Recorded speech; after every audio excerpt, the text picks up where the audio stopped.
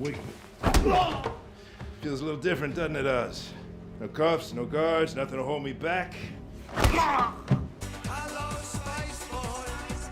The Penguin, is it the best superhero TV show ever made? I've watched this and I just watched Agatha All Along, which was pretty good for a Marvel thing. It took lots of risks and it was sort of interesting. But The Penguin is something else. I hope this is an Emmy favourite. Let me know what you thought about this and Agatha or any other TV shows you've been watching. And does anyone know if this is part of the new James Gunn universe, or is this still a separate thing? Like the Joker's also a separate thing, and also the rest of the films. So we've got 3 separate DC universes?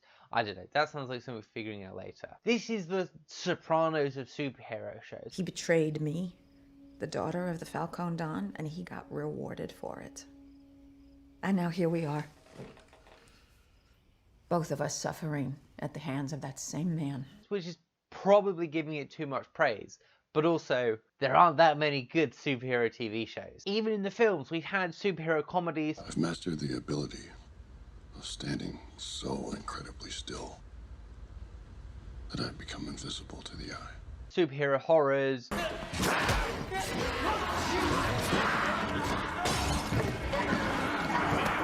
Superhero action films, but this is our first real superhero drama. What is a psycho killer is just roaming around free, having a salad. What did Cassette call me?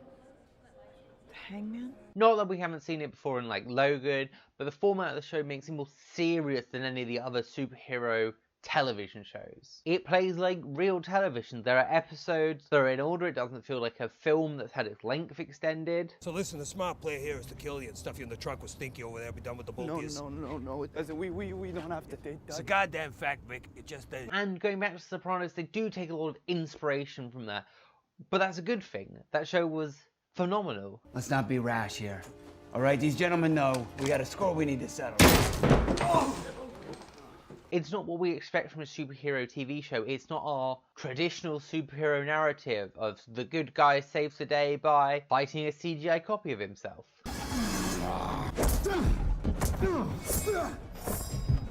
I've always seen the Penguin as a more cartoonish villain who walks around with a limp, makes jokes, and has wacky inventions. You know, your Danny DeVito's, your animated shows. Their poison-tipped beaks, however, are not. A scratch or two will merely slow you down. But here he is something else. He doesn't stand a chance against Batman, so you always wonder, how did he ever become so successful? Is it just money? But no, here he is driven. He has ambition. What you did wasn't impulsive. It was instinctual. You shot that junkie pisshead because you wanted to. He gets what he wants, no matter what he has to do, who he has to hurt, and who he has to put down.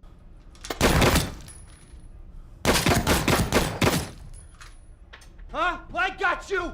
I fucking got you! The acting's also next level. I've seen Clancy Brown in a lot of things, and very few of them I don't like. Just part of the game. I hold up my end, you hold up yours. You remember? You said that to me. Hey? You looked me right in the eye, like a gentleman. And you assured me you wouldn't hurt my feelings. He is spectacular in everything it does, be it Crustacean, Immortal, Demon Detective. It's been a while since I've seen an actor disappear so far into a role as Colin Farrell does. Obviously, you've got your Hugh Laurie's. 25-year-old female hasn't slept for 10 days. You've got your Daniel Day-Lewis's. That, my friends, is the minority vote. Now you tasted my mutton. How do you like it, huh? Look. I want you to see this. But I've never seen someone do it so seamlessly. Obviously, the makeup and effects are completely outstanding. He doesn't look like himself at all. I need you to get my ma out of there. All right, there's a go bag in the kitchen. It's behind the vent in the pantry. Take it, whatever else you can get her meds. All right, don't forget her fucking meds. She ain't gonna like it much. But the way he walks, the way he talks, the special effects and makeup are amazing. It's truly outstanding. The Penguin looks like a combination of Danny DeVito. Could be worse. My nose could be gushing blood. Your nose could be... Fredo, and a whale filled with petrol station sushi. Not only does Colin Farrell physically disappear, his acting is impeccable. It's... Nothing. I sat in the chair. They helped me up. Before they could do anything, the police burst in. They tried to take me. I just reacted. Like we're watching someone else on the screen, this is a slimy, small, scared man who is clawing his way through life to stay afloat.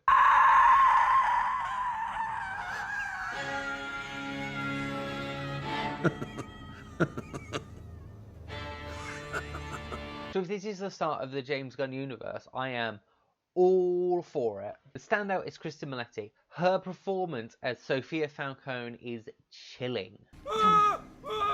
Tell me that I'm too emotional, and that I have an overactive imagination, and that I shouldn't take things so personally. Obviously, this isn't her first time playing the daughter of a mob boss, or even her second. Hail Mary, full of grace. You all right, Miss On? You didn't Yes, answer. Rocco, I'm fine. I was just getting some fucking air. The episode focused on her past, really lets you emphasise with this full-on psycho. Her sadness, her anger, the choices that have led her here.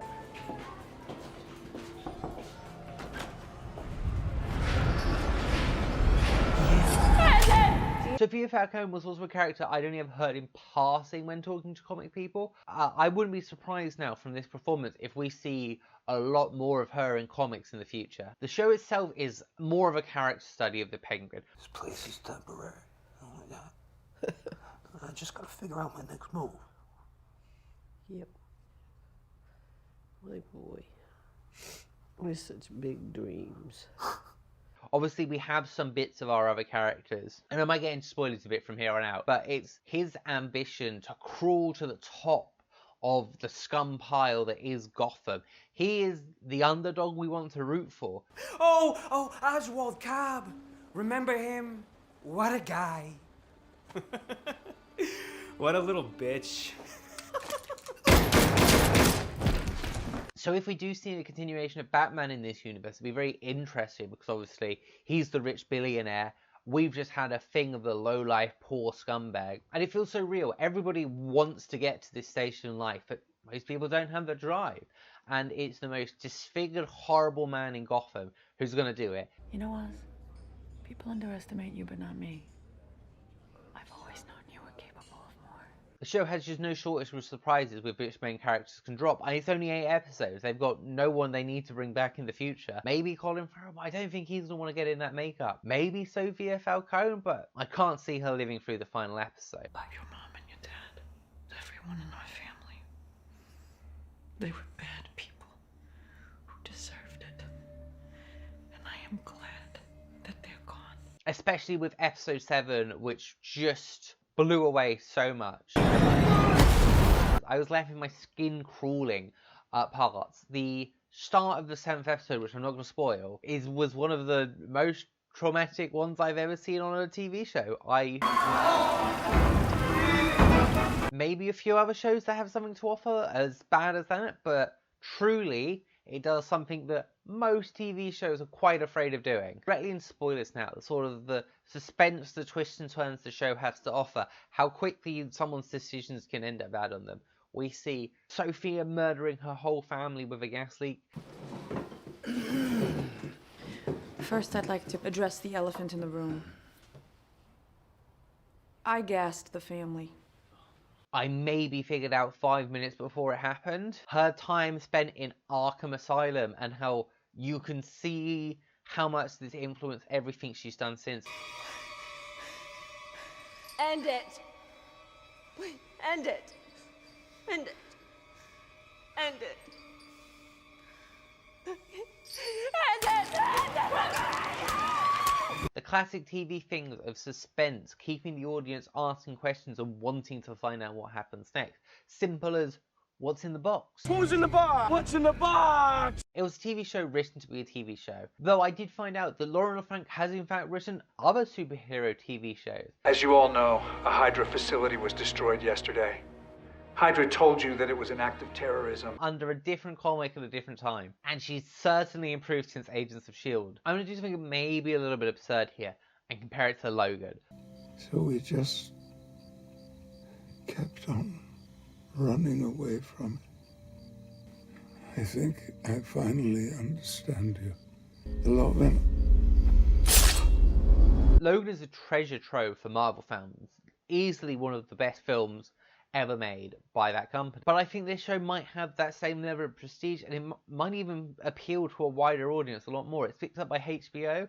HBO have done The Watchmen, and that's about it for comics. So we're either seeing the start of the James Gunn universe, or HBO taking a calculated risk. We still haven't seen the end of the show as I'm recording this, so I will know from your comments below if it was a smash success or a crashing failure. Absolutely a must-watch for comic book fans, TV fans, and Mafia fans. Easily a 9.5 out of 10, so close to being perfect. As long as this ends well, I will be very excited. It's time to say I'll be the same.